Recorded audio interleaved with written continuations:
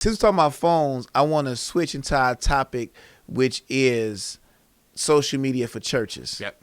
So when you look at it, right, church, and with the phone being like the main thing, right? I didn't have a phone, so I was disconnected.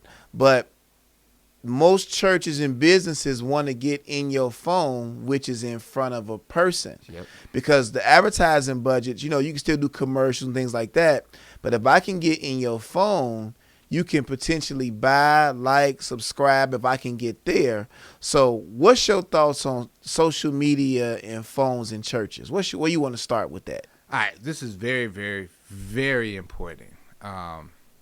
Again, because of the pandemics in church, it made all these things mandatory. Because before, the leaders in the church always knew people would come to church. Right. Church was a place that, hey, we know y'all doing all this stuff over the phones. We know you're doing all this stuff through technology. But church was the one place they knew members was going to show up. You join the church, you coming.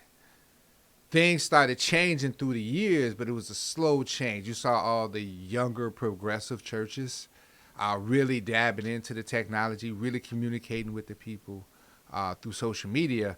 But sort of like the majority, I say about almost 85% of most churches was still old school thinking. Like, we can wait on that. Online giving, we give them the envelope. Broadcasting, streaming online. Well, we still going to get 90% of the members coming to church, but I'll focus on the 10. Pandemic hit. That ran for almost 2 years with churches. And then it took 3 years for people to actually start coming back. And then some generations did not come back. Yes.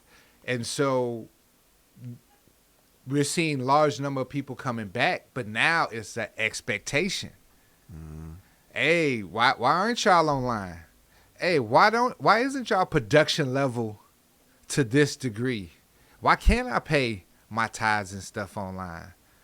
And if you don't offer it to a new member who haven't been dedicated to you for over 10 years, they're going to find a church home that can accommodate all those new things. Because you got to remember, the church has to grow. Just like I don't like putting the church in the category of a business, but in this instance, you getting, that teenager who was 16 5 years later, he's 21. That 21-year-old 5 years later, they're 26. So what do you think about tradition then? So I hear what you're saying, like changing with the times, being able to meet the new member where they are. But do you think people still value passing the bucket and writing checks and traditional, or should that be phased out? I always believe it's a progression, but you got to look at it like this. Once you leave church, you go into your everyday life. And just like you said, hey, you was confused about, you like, I don't even take checks no more. Or I can't even look online. I'm not going to the bank for them to give me, my itemized list of my transaction. I was able to go online before. Why can't I do it now? So the same thing would apply when I go to church, those same type of conveniences, because that's how the culture is moving. Make those accommodations, because the whole thing with the church, you're bringing souls to Christ. If you put them in a position that you're taking them backwards, that is a distraction, because the whole time they're going to be like, I don't know how to do this. Writing this envelope out. Okay, I don't have a check. I don't carry cash. You know what I'm saying? That's a big one.